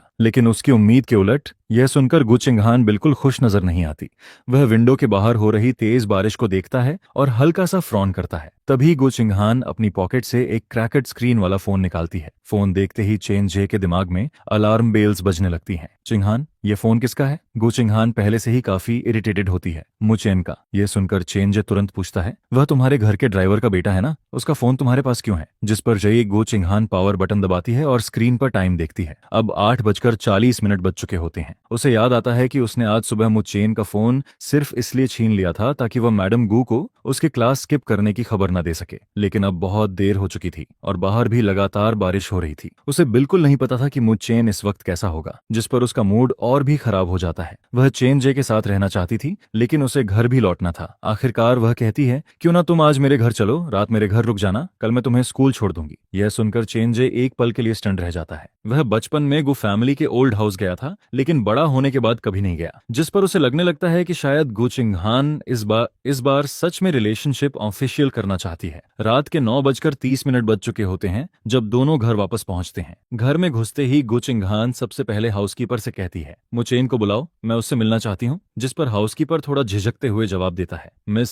मुचेन अभी तक वापस नहीं आया है। यह सुनते ही गु चिंगहान तुरंत भड़क जाती है। अभी तक वापस नहीं आया? उसके पास मेरा फोन होता है। उसने खुद मुझसे वादा किया था कि वह 8 बजे तक लौट आएगी, इसलिए वह चेन जे को लेकर होटल से इतनी जल्दी वापस आई थी। लेकिन अब पता चलता है कि मैं खुद ही घर नहीं लौटा था। जिस पर हाउसकीपर जल्दी से समझाता है, मिस, बहुत देर हो चुकी है और बाहर तेज बारिश हो रही है। मुचेन शायद अम्ब्रेला भी नहीं लाया होगा। मैं उसे कॉल करके पूछता हूँ कि वह कहाँ है। फिर ड्राइवर मुझको भेज देते हैं। हाउसकीपर जैसे ही नंबर डायल करता है, तभी गु चिंगहान की पॉकेट में रखा मेरा फोन बजने लगता है। यह देखकर वह चिढ़कर फोन बंद कर देती है। उसे छोड़ दो, अम्ब्रेला नहीं है तो खरीद सकता है ना। लेकिन यह कहते ही उसे अचानक कुछ याद आता है, मेरे पास फोन ही नहीं है तो मैं अम्ब्रेला खरीदूंगा कैसे? जिस पर वह झुंझलाकर कहती है, ठीक है, मैं खुद स्कूल जाकर उसे ले आती हूँ। लेकिन हाउसकीपर तुरंत उसे रोक देता है। मिस, आपका जाना बेहतर नहीं होगा। मिसेस गु फैमिली के हाउसकीपर तुरंत कहता है, मिसेस गु पूरे समय आपका इंतजार कर रही हैं। जिस पर मुझे समझ आ जाता है कि आज घर में माहौल बिल्कुल अच्छा नहीं है। असल में मिसेस गु पूरे दिन से बहुत गुस्से में थीं, क्योंकि वह ना तो गु चिंगहान से कांटेक्ट कर पा रही थीं और ना ही मुझसे। अब जब उन्होंने देखा कि गु चिंगहान सच में चेन जे को लेकर वापस आ गई है, तो उनका गुस्सा और भी बढ़ गया था। इसके बाद हाउसकीपर चेन जे की तरफ देखकर कहता है, मिस्टर चैन, मैंने आपके लिए गेस्ट रूम तैयार करवा दिया है, आप पहले जाकर आराम कर लीजिए। जिस पर चेन जे थोड़ा बेचारगी भरे चेहरे के साथ गु चिंगहान को देखता है। चिंगहान, क्या मैं तुम्हारे रूम में जा सकता हूँ? यह सुनकर हाउसकीपर को लगता है कि यह बिल्कुल सही नहीं है। मिसेस गु पहले से ही आग बबूला है, अगर ऐसा हुआ तो मामला और बिगड़ जाएगा। लेकिन गु चिंगहान हाउसकीपर की वार्निंग भरी नजरों को पूरी तरह इग्नोर कर देती है। फिर वह कहती है, सॉरी एज, अभी मैं तुम्हारे साथ टाइम स्पेंड नहीं कर सकती। तुम पहले मेरे रूम में जाकर रेस्ट करो, मैं मॉम से मिलकर आती हूँ। उधर मैं और सु शाओवेई एक कॉफी शॉप में बैठे होते हैं। कुछ देर बाद सु शाओवेई पहले एक सजेशन देती है, लगता है बारिश इतनी जल्दी रुकने वाली नहीं है, यहाँ बैठकर इंतजार करने से अच्छा है कि ऊपर जाकर मूवी देख लेते हैं। जिस पर मैं थोड़ा असहज होकर कहता हूँ, मुझे नहीं लगता कि हम अभी इतने क्लोज हैं कि साथ में मूवी देखें। फिर मैं आगे कहता हूँ, सीनियर, आपको मेरे साथ रुकने की जरूरत नहीं है, मैं अकेला भी यहाँ बारिश रुकने का इंतजार कर सकता हूँ। यह सुनकर सु शाओवेई मुझे गंभीर नजरों से देखती है। क्या तुम्हें याद नहीं है कि पिछली बार बस में तुम्हारी मुलाकात एक क्रीप से हुई थी? अब काफी देर हो चुकी है, तुम अकेले हो, तुम्हारे पास फोन भी नहीं है, ये बिल्कुल सेफ नहीं है। फिर वह पूछती है, क्या तुम सच में बाइक चलाकर घर जाने वाले हो? उसकी आंखों में हल्की सी स्टर्ननेस दिखाई देती है, जिस पर मैं उसकी नजरों से नजर मिलाता हूं और फिर अनजाने में सिर हिला देता हूं। सु शियाओवेई तुरंत खड़ी हो जाती है। चलो मूवी देखते हैं। वैसे हाल ही में जो पॉपुलर एनिमेटेड मूवी रिलीज हुई है उसे देखते हैं। मुझे ये सब थोड़ा अजीब लगता है, लेकिन मैं कुछ कह पाता उससे पहले ही सु शियाओवेई अपने फोन में टिकट्स देखने लगती है। 20 मिनट बाद शो शुरू हो रहा है, अभी टिकट्स मिल जाएंगी। पॉपकॉर्न लोगे? जिस पर मैं जल्दी से कहता हूँ, नहीं नहीं नहीं, मैं ठीक हूँ। मेरा दिमाग सु शियाओवेई की स्पीड के साथ मैच ही नहीं कर पा रहा था। अभी तो उसने पूछा था कि मूवी देखनी है या नहीं, और अगले ही पल टिकट्स भी बुक कर ली थी। फिर वह मुस्कुराकर कहती है, ठीक है, पॉपकॉर्न नहीं लेते, पहले ऊपर चलते हैं। मैं कुछ कहना चाहता हूँ, लेकिन फिर रुक जाता हूँ और उसके पीछे पीछे चुपचाप चलने लगता हूँ। मुझे ऐसे फॉलो करते हुए देखकर सु शियाओवेई के दिल में हल्की सी खुशी होती है। असल में वह खुद मानती है कि वह थोड़ा चीटिंग कर रही है, क्योंकि मैं बिल्कुल उसी टाइप का लड़का था जो उसे पसंद था। जिस दिन उसने पहली बार मुझे बस में देखा था, उसी दिन से उसे मुझ पर क्रश हो गया था। उसने तो मुझे अप्रोच करने के लिए स्टेप बाय स्टेप प्लान भी बना लिया था, लेकिन प्लान्स हमेशा रियलिटी के हिसाब से नहीं चलते। अब वह बस चीजों को थोड़ा फास्ट करना चाहती थी। इसके बाद जब मूवी खत्म होती है तब लगभग रात के 11 बज चुके होते हैं। बाहर की बारिश भी काफी कम हो चुकी होती है, जिस पर सु शियाओवेई थोड़ा सॉरी फील करते हुए कहती है, मैंने तुम्हें अपने साथ मूवी देखने पर मजबूर कर दिया। मुझे उम्मीद नहीं थी कि बाहर निकलते निकलते इतना लेट हो जाएगा। फिर वह पूछती है, तुम्हारे फैमिली वाले वरीड तो नहीं होंगे? मैं सिर हिलाकर जवाब देता हूँ, मैंने आपके फोन से डैड को कॉल कर दिया था, वह टेंशन नहीं लेंगे। फिर मैं मुस्कुराकर कहता हूँ, और अभी वाली मूवी सच में बहुत अच्छी थी। कुछ देर के लिए मैं गू फैमिली की सारी प्रॉब्लम्स भूल गया था, लेकिन अब भी मुझे वापस जाकर मिसेज गू के गुस्से का सामना करना था। जिस पर सु शियाओवेई अपना फोन निकालती है, तुम गु फैमिली के हाउस वापस जा रहे हो ना? एड्रेस दो, मैं टैक्सी बुला देती हूँ। इसके बाद रात के लगभग 11:30 बजे मैं गु फैमिली के ओल्ड रेसिडेंस पहुंचता हूँ। कार से उतरने से पहले मैं सु शियाओवेई को थैंक यू बोलता हूँ और गुड बाय कहता हूँ। उसे जाते हुए देखकर मुझे थोड़ा गिल्टी फील होता है। सीनियर सु सच में बहुत अच्छी इंसान है। मैं कार को दूर जाते हुए देखता हूँ, फिर गु हाउस की तरफ मुड़ जाता हूँ। लेकिन जैसे ही मैं गेट के अंदर जाता हूँ, अचानक डोर के पास खड़ी एक डार्क फिगर को देखकर चौंक जाता हूँ। मैं थोड़ा नर्वस होकर ध्यान से देखता हूँ और फिर गु चिंगहान को डोर पर खड़ा पाता हूँ, जो उदास चेहरे के साथ सीधे मुझे घूर रही होती है। मैं हैरानी से पूछता हूँ, मिस गु, आप यहाँ खड़ी क्या कर रही हैं? जिस पर गु चिंगहान बर्फ जैसी ठंडी आवाज में कहती है, क्या मैंने नहीं कहा था कि 8 बजे तक वापस आ जाना? फिर वह पूछती है, इतनी देर क्यों हुई? इन दिनों मुझे सच में लगने लगा था कि गु चिंगहान का व्यवहार मेरे प्रति थोड़ा स्ट्रेंज हो गया है। मैं हल्का सा इरिटेटेड होकर कहता हूँ, मिस गु, ये मेरी पर्सनल लाइफ है, मुझे आपको रिपोर्ट करने की जरूरत नहीं है ना? फिर मैं हाथ बढ़ाकर कहता हूँ, अब मेरा फोन वापस दे सकती हैं। मेरा नाराज चेहरा देखकर गु चिंगहान को अजीब सा बुरा लगता है। वह फोन निकालती है, लेकिन मुझे तुरंत नहीं देती। इसके बजाय वह मुझे घूरते हुए पूछती है, तुमने ये हैट किसकी पहनी हुई है? जिस पर मैं एक पल के लिए रुक जाता हूँ। फिर मुझे एहसास होता है कि अभी भी मेरे सिर पर सु शियाओवेई की हैट है। ओह यह मैं कैजुअल अंदाज में कहता हूँ, आज बारिश हो रही थी, मेरे पास फोन नहीं था, इसलिए अम्ब्रेला भी नहीं खरीद पाया। एक काइंड सीनियर ने मुझे अपनी हैट दे दी। इतना कहकर मैं आगे बढ़ता हूँ और उसके हाथ से फोन छीन लेता हूँ। लेकिन गु चिंगहान के दिमाग में उसी लड़की की इमेज घूम रही होती है जो पहले बस में मेरे साथ ट्रैवल करती थी। फिर वह व्यंग्य भरी आवाज में कहती है, सिर्फ एक काइंड सीनियर, यह हैट हजारों युआन की है, कोई यूं ही किसी को दे देता है। वह सच में बहुत काइंड है ना? यह सुनकर मैं बीच में ही फ्रीज हो जाता हूँ। रुको, क्या? एक हैट की कीमत हजारों युआन? जिस पर गु चिंगहान ताना मारते हुए हंसती है। कोई हैरानी नहीं कि तुम अब मेरे साथ राइड नहीं करना चाहते, तुम्हें कोई और बेहतर इंसान मिल गया है जिसके आगे गुड बॉय बन सको। मैं कंधे उचकाकर कहता हूँ, जो सोचना है सोचो। अगर मुझे मॉक करने से तुम्हें अच्छा फील होता है तो मैं इसे आज का गुड डीड मान लेता हूँ। मेरी बात सुनकर गु चिंगहान और भी ज्यादा हर्ट हो जाती है। वह मन ही मन सोचती है, मैं हमेशा इतना सॉफ्ट स्पोकन था, फिर मैं अचानक ऐसा कब बन गया? असल में आज रात चेन जे को घर लाने के बाद उसकी मिसेज गु से बहुत बड़ी लड़ाई हुई थी और लड़ाई के आखिर में गु चिंगहान गुस्से से डोर पटक कर बाहर निकल गई थी। लेकिन उसके बाद भी मैं घर नहीं लौटा था। वह मुझसे कांटेक्ट नहीं कर पा रही थी, यहाँ तक कि उसने अपने रूम में रेस्ट कर रहे चेंजे की भी परवाह नहीं की। वह बस विला गेट पर खड़ी होकर मेरा इंतजार करती रही, लेकिन उसे बिल्कुल उम्मीद नहीं थी कि बदले में उसे ऐसा बिहेवियर मिलेगा। इसके बाद मैं अंदर जाता हूँ और गार्डन के पास चेन जे को खड़ा देखता हूँ, जैसे वह किसी का इंतजार कर रहा हो। मुझे देखते ही वह गु चिंगहान की तरफ दौड़ जाता है। चिंगहान, मैं तुम्हें और आंटी को झगड़ते हुए सुना। फिर वह बेचारे बनने वाले अंदाज में कहता है, मैंने ये भी सुना कि वह मुझे घर से निकालने वाली हैं। तुम इतनी देर तक वापस नहीं आई, इसलिए मैं यहाँ अकेला डर गया था। फिर वह कहता है, क्या तुम आज रात मुझे घर छोड़ सकती हो? मैं यहाँ नहीं रुकना चाहता, तुम्हारी मॉम बहुत गुस्से में लग रही हैं। मैं यह सब साइड से खड़े होकर ठंडे भाव से देखता रहता हूँ। गु चिंगहान सच में चेन जे को घर ले आई थी। आज मिसेस गु गुस्से से हार्ट अटैक ना ले लें, यही बहुत बड़ी बात होगी। जिस पर गु चिंगहान आगे बढ़कर चेन जे को हक कर लेती है। अजय, तुम्हें जाने की जरूरत नहीं है, मैं तुम्हें यहाँ लेकर आई हूँ। मेरी मॉम को तुम्हें निकालने का कोई हक नहीं है। चलो वापस अंदर चलते हैं। अगर मॉम फिर कुछ कहेंगी तो मैं ग्रैंडअप्पा से बात करूंगी। यह सुनकर चेंजे आखिर रिलैक्स हो जाता है। मैं गु चिंगहान को देखता हूँ जो पूरी तरह लव में ब्लाइंड हो चुकी थी, और मन ही मन सोचता हूँ कि क्या उसने अपना दिमाग खो दिया है। इसके बाद मैं मुड़कर सीधे अपने रूम में लौट जाता हूँ। रूम में पहुंचकर जैसे ही मैं सु शियाओ वेई का वीचैट ढूंढने लगता हूँ, मुझे वह कहीं दिखाई नहीं देता, जिस पर मैं हल्का सा फ्राउन कर देता हूँ। तभी अचानक एक फ्रेंड रिक्वेस्ट आती है और वह सु शाओवे की होती है। मैं और भी ज्यादा कंफ्यूज्ड हो जाता हूँ। रुको, मैंने सु शाओवे को कब डिलीट किया? अगले ही पल मेरे दिमाग में एक नाम आता है, गु चिंगहान। मैं तुरंत रिक्वेस्ट एक्सेप्ट करता हूँ और उसे मैसेज भेजता हूँ, हे सीनियर, आप सेफ घर पहुंच गई थी ना? जिस पर सु शियाओ वेई लगभग तुरंत रिप्लाई करती है, आखिर तुम्हें अपना फोन वापस मिल गया है ना? मैं जवाब देता हूँ, हाँ मैं भी घर पहुंच गया हूँ। पूछने के लिए थैंक्स। कुछ देर सोचने के बाद मैं उसे 200 युआन ट्रांसफर कर देता हूँ। आज के लिए बहुत थैंक्स सीनियर, ये मूवी टिकट और टैक्सी फेयर के लिए है। उम्मीद है आप एक्सेप्ट कर लेंगी। लेकिन सु शियाओ वेई ट्रांसफर एक्सेप्ट नहीं करती। इसके बजाय वह जवाब देती है, तुम्हें मुझ पे बैक करने की जरूरत नहीं है, अगली बार मुझे ट्रीट देना, मूवी या डिनर कुछ भी चलेगा। ओके, यह पढ़कर मैं मुस्कुरा देता हूँ। श्योर सीनियर, कल मैं आपको डिनर ट्रीट दूंगा। मेरा रिप्लाई देखकर सु शाओवे खुश हो जाती है और चुपके से मुस्कुरा देती है। ग्रेट, डील पक्की। अगली सुबह गु फैमिली में एक नई ड्रामा शुरू होने वाली होती है। मिसेस गु बहुत सुबह उठ जाती हैं और हाउसकीपर को बुलाती हैं। कल रात क्या हुआ था? क्या चेंजे गया नहीं? क्या वे दोनों साथ में रात भर रहे?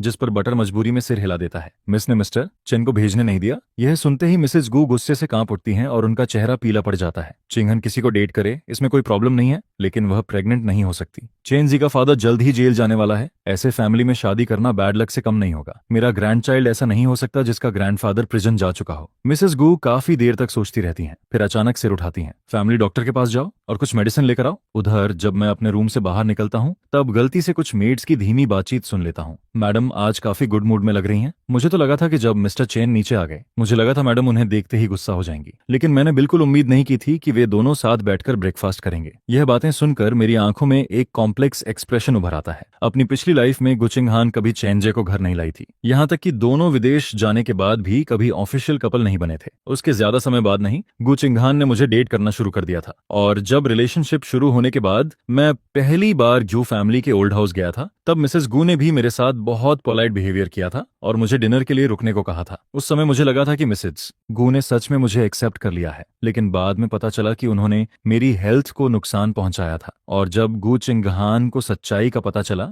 तब उसने सिर्फ इतना कहा था, मैं अपनी मॉम के खिलाफ नहीं जा सकती, और बस एक ही लाइन में उसने पूरी बात खत्म कर दी थी। लेकिन इस बार ड्रग दिया गया इंसान चेंजे था, जिस पर मैं मन ही मन सोचता हूँ, देखते हैं इस बार गु चिंगहान क्या करती है। मैं अपने ख्यालों से बाहर आता हूँ और जाने ही वाला होता हूँ, तभी हाउसकीपर जल्दी से मेरे पास आ जाता है। मुचैन मिसेज गु आपसे बात करना चाहती हैं, पहले मेरे साथ आइए। जिस पर मैं उसके पीछे पीछे फ्रंट हॉल की तरफ चल पड़ता हूँ। जब मैं वहां पहुंचता हूँ तब मिसेस गु, चेनजे और गु चिंगहान साथ बैठकर ब्रेकफास्ट कर रहे होते हैं। मिसेस गु बड़े प्यार से चेनजे की तरफ देखती हैं। पहले मुझे तुमसे कोई प्रॉब्लम नहीं थी, बस चिंगहान अभी बहुत छोटी है। मुझे डर था कि रिलेशनशिप की वजह से उसकी स्टडीज खराब ना हो जाए। उनका एटीट्यूड पूरी तरह बदल चुका था, जिस पर चेनजे को भी थोड़ा यकीन नहीं होता। वह तुरंत सिर हिलाता है। मैं समझता हूँ आंटी, मैं ध्यान रखूंगा कि चिंगहान अच्छी तरह स्टडी करे। असल में पिछली रात दोनों एक ही बेड पर सोए थे, लेकिन गु चिंगहान ने चेनजे को अपने करीब तक नहीं आने दिया था। तभी मिसेस गु एक बाउल बर्ड्स नेस्ट पोरिज का चेनजे के सामने रख देती हैं। उनकी आंखों में प्यार भरा होता है। थोड़ा पोरिज खाओ, तुम बहुत पतले हो गए हो, अपने शरीर का ध्यान रखो। जिस पर चेनजे मुस्कुराकर बाउल ले लेता है और आज्ञाकारी तरीके से खाना शुरू कर देता है। उसके बगल में बैठी गु चिंगहान की भौहें कसकर सिकुड़ी हुई होती हैं। चेनजे उसके बिल्कुल पास बैठा था। उसकी मॉम ने भी चेनजे को एक्सेप्ट कर लिया था, लेकिन फिर भी उसे समझ नहीं आ रहा था कि वह इतना इरिटेटेड क्यों फील कर रही है। और तभी मैं अंदर आता हूँ। जैसे ही गु चिंगहान मुझे देखती है, वह तुरंत थोड़ा सीधा होकर बैठ जाती है, लेकिन मैं उसकी तरफ देखता तक नहीं। मैं सिर्फ मिसेस गु की तरफ देखकर विनम्रता से पूछता हूँ, मैडम आपने मुझे बुलाया था? जिस पर मिसेस गु मुस्कुराती हैं। कल जो हुआ उसके बारे में मुझे पता चल गया है।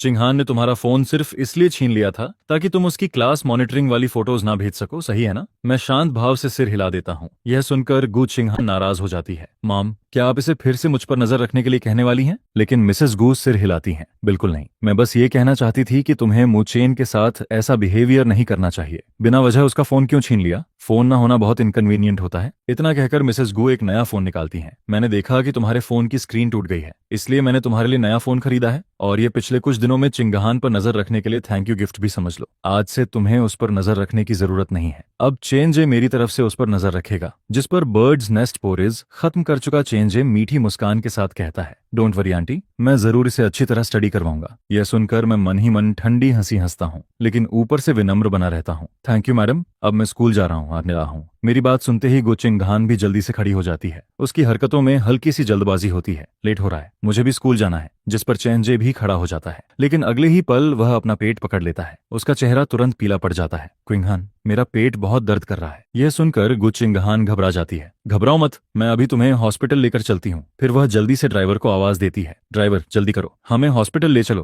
कार में बैठने के बाद ड्राइवर रियर व्यू मिरर से चेंजे को देखता है। उसकी हालत सच में खराब लग रही थी। जिस पर ड्राइवर पूछता है, मिस्टर चेन, क्या आपने कुछ गलत खा लिया था? जैसे ही ड्राइवर यह बात कहता है, चेंजे घबराकर जवाब देता है, नहीं, मुझे ऐसा नहीं लगता। आज मैंने सिर्फ बर्ड्स नेस्ट पोरेज ही खाई थी। इतना कहकर वह शॉक्ड नजरों से गुचिंगहान को देखने लगता है, और उसी पल गुचिंगहान का चेहरा काला पड़ जाता है, क्योंकि उसे अपनी पिछली लाइफ की एक घटना याद आ जाती है। उसे याद आता है कि एक बार वह मुझे भी गु फैमिली हाउस लेकर आई थी, और मॉम के साथ खाना खाने के बाद मुझे भी भयानक स्टमक पेन हुआ था। उस समय हमने हर तरह के टेस्ट्स करवाए थे, और 3 दिन बाद पता चला था कि मेरे शरीर में मेडिसिन की एक्सेसिव डोज गई थी। लेकिन तब गुचिंगहान ने मुझसे बहुत बड़ा झगड़ा किया था। उसे लगा था कि मैंने खुद वो मेडिसिन ली होगी। हालांकि उस समय मुझे शक था कि यह मिसेज गु ने किया है, लेकिन गुचिंगहान ने मेरी एक बात नहीं मानी थी। अब उसके सामने बैठे चेन जे के सिम्टम्स बिल्कुल वही थे जो उसे मेरी यादों में दिखाई देते थे। तभी चेन जे कमजोर आवाज में कहता है, क्विंगहान, क्या उस बर्ड्स नेस्ट में कुछ प्रॉब्लम थी जो मैंने खाई? यह सुनते ही गु क्विंगहान अचानक चिल्ला पड़ती है, ड्राइवर कार रोको, पहले एज को हॉस्पिटल ले जाओ, मैं बाद में आती हूँ। इतना कहकर वह तुरंत कार से उतरती है और तेज कदमों से फैमिली हाउस की तरफ लौट जाती है। उधर मिसेस गु मेड को डिशेस साफ करने के लिए कह रही होती हैं। तभी गु चिंगहान ठंडे चेहरे के साथ अंदर आती है। रुको, चेंजे वाला बाउल वहीं छोड़ दो। यह सुनकर मिसेस गु हैरानी से उसकी तरफ देखती हैं, लेकिन गु चिंगहान का चेहरा बेहद डरावना और उदास हो चुका था। वह सीधे पूछती है, मुझे सच सच बताओ, चेंजी के बोल में जो बर्ड्स नेस्ट थी उसमें क्या तुमने कुछ मिलाया था? यह सुनकर मिसेस गु का चेहरा बदल जाता है। फिर वह गुस्से में कहती हैं, चिंगहान, तुम सच में लव में अंधी हो चुकी हो। चेंजे के पेट में दर्द हुआ और तुम्हें तुरंत लगा कि मैंने उसे ड्रग दिया है। मैं तुम्हारी रियल मदर हूँ, तुम मुझ पर ऐसा शक कैसे कर सकती हो? जिस पर गु चिंगहान को पिछली लाइफ की याद आ जाती है, क्योंकि तब भी मिसेस गु ने बिल्कुल यही लाइंस इस्तेमाल करके पूरी बात दबा दी थी, और उस समय गु चिंगहान ने अपनी मॉम का साइड लिया था। लेकिन अब पछतावा और गिल्ट उसकी सोच पर पूरी तरह हावी हो चुके थे। उसने मेरे साथ पूरे 5 साल रिलेशनशिप में बिताए थे और कभी प्रेग्नेंट नहीं हुई थी। तब मिसेस गु ने कहा था कि उन्हें मेरे लो बैकग्राउंड से कोई प्रॉब्लम नहीं है, वह मुझे गु फैमिली में आने देंगी, लेकिन शर्त सिर्फ एक थी, पहले हमारा बच्चा होना चाहिए। यह सब याद करते ही गु चिंगहान का सीना गुस्से से ऊपर नीचे होने लगता है। फिर वह व्यंग्य से कहती है, ठीक है, आप मेरी रियल मदर हैं, आप ऐसा कभी नहीं करेंगी। आज आपने कहा था कि आप चेन जे के साथ मेरे रिलेशनशिप को एक्सेप्ट करती हैं और बाद में हमारी शादी भी होने देंगी, लेकिन सिर्फ तब जब हमारा अपना बच्चा होगा। सही कहा ना मैंने? यह सुनते ही मिसेस गु कुछ सेकंड के लिए फ्रीज हो जाती हैं, क्योंकि उन्हें समझ नहीं आता कि गु चिंगहान को उनकी प्लान का पता कैसे चल गया। और जैसे ही गु चिंगहान उनकी एक्सप्रेशन देखती है, वह हिस्टेरिकल तरीके से चिल्ला उठती है, क्या आप इंसान भी हैं? आप इतनी क्रूअल कैसे हो सकती हैं? मैं दूर से गुडी फैमिली का यह ड्रामा आते हुए पहले ही देख चुका था, लेकिन सच कहूं तो अब मुझे इससे कोई फर्क नहीं पड़ता। इस लाइफ में गु फैमिली की किसी भी चीज से मेरा कोई लेना देना नहीं था। इसके बाद जैसे ही मैं बस में चढ़ता हूं, मेरी नजर अपने आप से शियाओवेई को ढूंढने लगती है, और हमेशा की तरह वह बस के पीछे खड़ी मुझे ही देख रही होती है, जिस पर मैं भीड़ के बीच से रास्ता बनाते हुए उसके पास पहुंच जाता हूं। Good morning senior. यह सुनकर सु शियाओवेई की आंखें मुस्कुराहट से सिकुड़ जाती हैं। Good morning. फिर मैं कहता हूँ, सीनियर, आपकी हैट मैं घर ले गया था, मैंने उसे कल वॉश किया था, लेकिन आज भी पूरी तरह ड्राई नहीं हुई है। कल ड्राई हो जाएगी तब वापस दे दूंगा। जिस पर सु शियाओवेई मुस्कुराकर जवाब देती है, श्योर मुझे। फिर वह पूछती है, क्या आज आफ्टरनून में तुम्हारी क्लासेस हैं? मैं सिर हिलाता हूँ, नहीं, लेकिन आज आफ्टरनून में मेरी रेस्टोरेंट में पार्ट टाइम जॉब है। यह सुनकर सु शियाओवेई थोड़ा चौंकती है। तुम पार्ट टाइम जॉब करते हो? कौन सा रेस्टोरेंट? मैं जवाब देता हूँ, रेनेजियान यानहुओ, आपने उसका नाम सुना होगा, है ना? यह सुनकर सु शियाओवेई कुछ पल के लिए चुप हो जाती है, क्योंकि वह सिर्फ उस रेस्टोरेंट का नाम नहीं जानती थी। असल में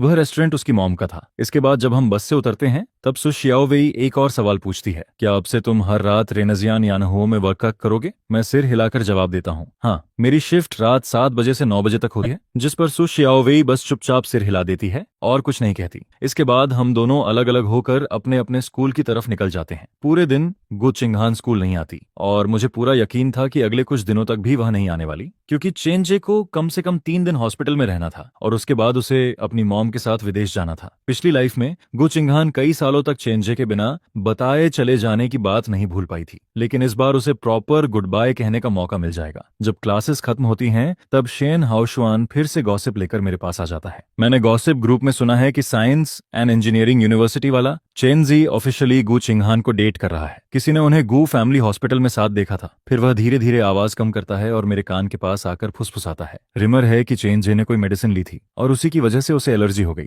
इसीलिए वह हॉस्पिटल में आईवी पर्स पड़ा है। यह सुनकर मैं हैरान रह जाता हूँ। तुम्हारे गॉसिप ग्रुप को यह भी पता चल गया? उन्हें यह भी पता है कि चेनजे ने मेडिसिन ली थी? क्या कोई family hospital patient information secret नहीं रखता? जिस पर शेन हाओशुआन रहस्यमयी अंदाज में हंसता है। मुचेन, तुम्हें कुछ नहीं पता। हॉस्पिटल भले ही गु फैमिली का हो, लेकिन उसके और भी शेयर होल्डर्स हैं और मिस गु पर क्रश रखने वाले लड़कों की कमी नहीं है। सब चेंजे से जेलस हैं, इसलिए उसकी हर जानकारी खोदने में लगे हुए हैं। जब बहुत सारे लोग मिलकर काम करते हैं तो कुछ भी छुपा नहीं रहता। उसकी बात सुनकर मुझे तुरंत सब समझ आ जाता है, क्योंकि पिछली लाइफ में जब मैं हॉस्पिटल में था तब मेरे बारे में भी हर जगह रूमर्स फैल गए थे। लोग कहते थे कि ड्राइवर का बेटा एक गोल्ड डिगर है, वह मिस गु के करीब सिर्फ सोशल स्टेटस के लिए जा रहा है। बाद में रूमर्स और भी ज्यादा बढ़ गए थे, यहाँ तक कि लोगों ने कहना शुरू कर दिया था कि मेरा college entrance exam score fake था और मैंने किसी दूसरे की आइडेंटिटी चुराकर एडमिशन लिया था। यह सब याद करके मैं सिर हिलाता हूँ, एक लंबी सांस छोड़ता हूँ और शेन हाओशुआन से कहता हूँ, इन सब चीजों में मत पड़ो, बस सुनो, लेकिन इन्वॉल्व मत होना और इसे कहीं फैलाना मत। हम गो फैमिली के बारे में हर जगह बातें नहीं कर सकते।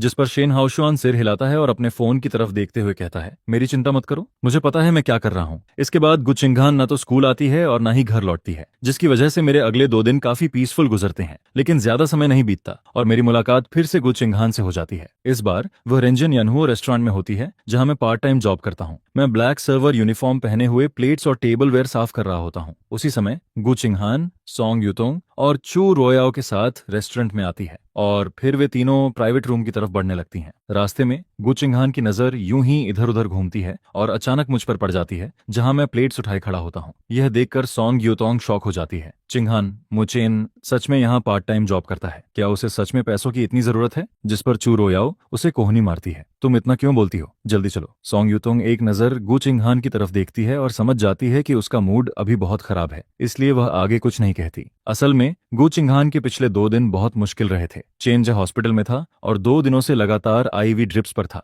डॉक्टर ने साफ कहा था कि मेडिसिन की वजह से उसके शरीर को काफी नुकसान पहुंचा है। अब उसे अच्छी तरह रेस्ट और रिकवरी करनी होगी, लेकिन शॉर्ट टर्म में वह निश्चित रूप से इनफर्टाइल रहेगा। डॉक्टर का शॉर्ट टर्म मतलब 1 या 2 साल था, लेकिन गु चिंगहान अच्छी तरह जानती थी कि पिछली लाइफ में मैं पूरे 5 साल तक उसे प्रेग्नेंट नहीं कर पाया था। अगर चेंजे के साथ भी यही हुआ तो सच्चाई जल्दी या देर से सामने आ ही जाएगी और तब वह क्या एक्सप्लेन करेगी? आज चेंजे हॉस्पिटल से डिस्चार्ज हो चुका था और वापस चेन फैमिली हाउस में रेस्ट करने चला गया था। गु चिंगहान ने उससे मिसेस गु द्वारा ड्रग देने वाली बात छुपा ली थी, क्योंकि उसे समझ नहीं आ रहा था कि वह चेन जे को यह सब कैसे बताए, और ना ही वह उस कमजोर और थके हुए चेन जे का सामना कर पा रही थी। लेकिन सबसे ज्यादा वह अचानक मुझे देखना चाहती थी, दूर से मुझे प्लेट्स उठाते हुए और कस्टमर्स को झुककर डिशेस एक्सप्लेन करते हुए देखकर उसके सीने में अचानक गुस्से की लहर उठती है, जिस पर वह सोंग यूतोंग और चू रुआओ को पीछे छोड़ देती है और सीधे मेरी तरफ चल पड़ती है। उधर आज मेरी मुलाकात एक बेहद मुश्किल मिडिल एज्ड कस्टमर से हो जाती है। वह ठीक से ऑर्डर भी नहीं कर रही होती और बार बार मुझसे ही सवाल पूछ रही होती है, तुम यहाँ नए हो, है ना? मैंने तुम्हें पहले कभी नहीं देखा, तुम पास वाली यूनिवर्सिटी के स्टूडेंट हो, सही कहा ना? जिस पर मैं मुस्कुराते हुए सिर हिला देता हूँ। जी मैम, तो आप क्या ऑर्डर करना चाहेंगी? वह मुस्कुराकर कहती है। इतनी कम उम्र में रेस्टोरेंट में पार्ट टाइम जॉब कर रहे हो, क्या सच में इतने पैसों की कमी है? बहुत स्टूडेंट लोन्स हैं क्या? उन्हें खुद चुका भी पाओगे? उसकी बातें सुनकर मेरे चेहरे की मुस्कान मुश्किल से बनी रहती है। मैं अपनी इरिटेशन दबाते हुए कहता हूँ, मैम इसकी चिंता आपको करने की जरूरत नहीं है, आप पहले मेन्यू देख लीजिए कि क्या खाना चाहती हैं, मैं थोड़ी देर में वापस आकर ऑर्डर ले लेता हूँ। इतना कहकर मैं मुड़ने लगता हूँ,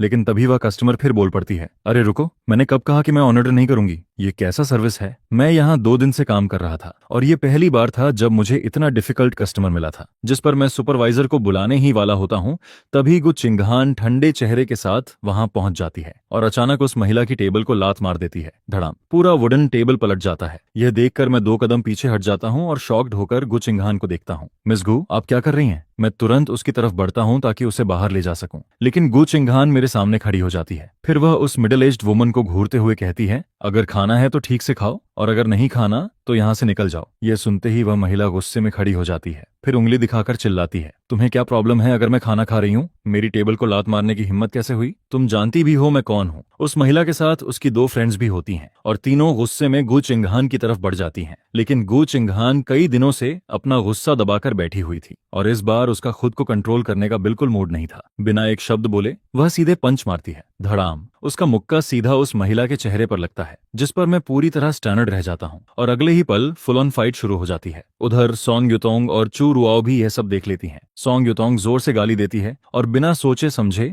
मदद के लिए दौड़ पड़ती है, जिस पर चू रुआओ भी उसके पीछे पीछे पहुंच जाती है और पूरा सीन और भी ज्यादा कैओटिक हो जाता है। मैं तुरंत शिफ्ट सुपरवाइजर को कांटेक्ट करता हूं, जिस पर वह 4-5 सिक्योरिटी गार्ड्स को लेकर दौड़ता हुआ आता है। बहुत मुश्किल से सभी को अलग किया जाता है। पूरी फाइट के दौरान गु चिंगहान सिर्फ उसी मिडिल एज्ड वुमन को टारगेट कर रही थी, इसलिए उसकी हालत सबसे खराब हुई थी। उसका चेहरा सूज चुका था और कपड़े भी पूरी तरह बिखर गए थे। वह गुस्से में चिल्लाती है, पुलिस बुलाओ, मैं पुलिस बुलाऊंगी। यह सुनते ही पूरे रेस्टोरेंट में हंगामा मच जाता है। हर कोई मुड़कर देखने लगता है और आपस में फुसफुसाने लगता है। जब रेस्टोरेंट मैनेजर को इस घटना की खबर मिलती है तो वह घबराकर ऑफिस से बाहर भागता है और जैसे ही उसकी नजर क्राउड के बीच खड़ी गु चिंगहान पर पड़ती है, उसका दिल एक पल के लिए रुक जाता है। वह जल्दी से उसके पास पहुंचता है और शॉक्ड होकर कहता है, मिस गु, आप आज अचानक यहाँ कैसे आ गईं? कम से कम पहले इन्फॉर्म तो कर देती। उसकी आवाज में साफ डर सुनाई दे रहा होता है, क्योंकि गु चिंगहान जैसी रिच यंग लेडी के लिए रेस्टोरेंट में एक एक्सक्लूसिव प्राइवेट बॉक्स हमेशा रिजर्व्ड रहता था और प्रीमियम मेंबर होने की वजह से वह मैनेजर की टॉप प्रायोरिटी थी। वह किसी भी कीमत पर इस वीआईपी को नाराज नहीं करना चाहता था। लेकिन अगले ही पल उसकी नजर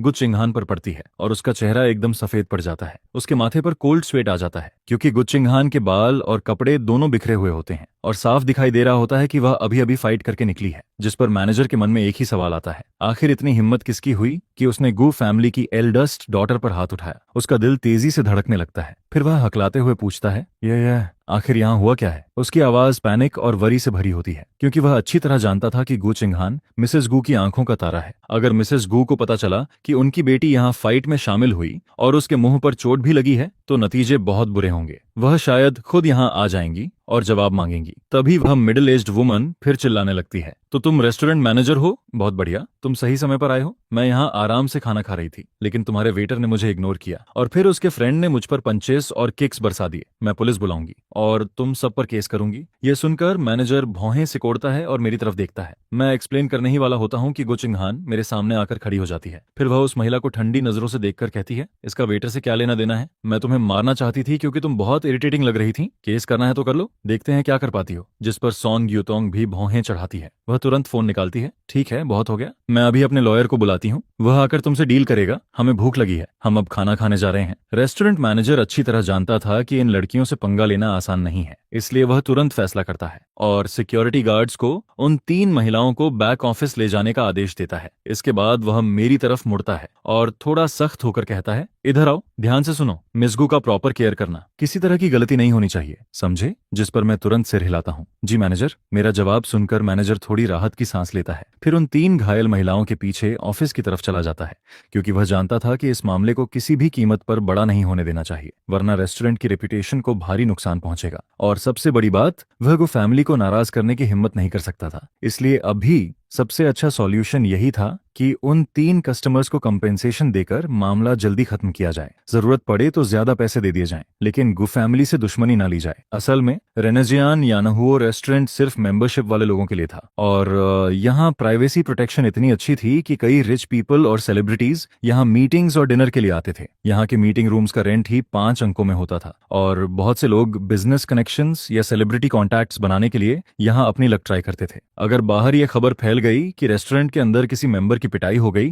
तो रेस्टोरेंट की रेपुटेशन को बहुत बड़ा झटका लगेगा। उधर रेस्टोरेंट सुपरवाइजर धीरे से मैनेजर वांग के पीछे चलता है और पूछता है, मैनेजर, उस नए इंटर्न का क्या करना है? यह सुनकर मैनेजर वांग और भी इरिटेटेड हो जाता है। हालांकि गलती कस्टमर्स की थी, लेकिन उसके हिसाब से नया इंटर्न अपने पहले ही दिन ट्रबल लेकर आ गया था। जिस पर वह चिढ़कर कहता है, छोड़ो, उसकी सैलरी क्लियर कर दो और कह दो कि अब वापस आने की जरूरत नहीं है। सुपरवाइजर सिर हिलाता है, जी मैनेजर, मैं अभी हैंडल करता हूँ। इसके बाद सुपरवाइजर मुझे ढूंढने बाहर आता है, लेकिन मैं उसे कहीं नहीं मिलता। वह कई लोगों से पूछताछ करता है और फिर उसे पता चलता है कि मैं गु चिंगहान को जानता हूँ और गु चिंगहान मुझे पहले ही अपने साथ बुलाकर ले जा चुकी होती है। और फिर सुपरवाइजर सीधे गु चिंगहान के प्राइवेट बॉक्स के बाहर पहुंच जाता है। वह डोर के पास खड़ा होता है और देखता है कि प्राइवेट बॉक्स का दरवाजा बंद है, लेकिन अंदर से गु चिंगहान की आवाज साफ सुनाई दे रही होती है। तो क्या हुआ अगर मैंने उसे पीट दिया? मुचेन, अब तुम मुझे ही डांट रहे हो। मैं तुम्हारी हेल्प कर रही थी, पता है ना? क्या तुम चाहते थे कि वह तुम्हारा लोन पे करने में हेल्प करे? हूँ तो तुम ऐसे इंसान हो। जिस पर मैं उसे स्पीचलेस होकर देखता हूँ, लेकिन फिर भी शांत आवाज में जवाब देता हूँ, मिस गू, मैं आपको ब्लेम नहीं कर रहा हूँ। बस आज की सिचुएशन बहुत ज्यादा आउट ऑफ कंट्रोल हो गई।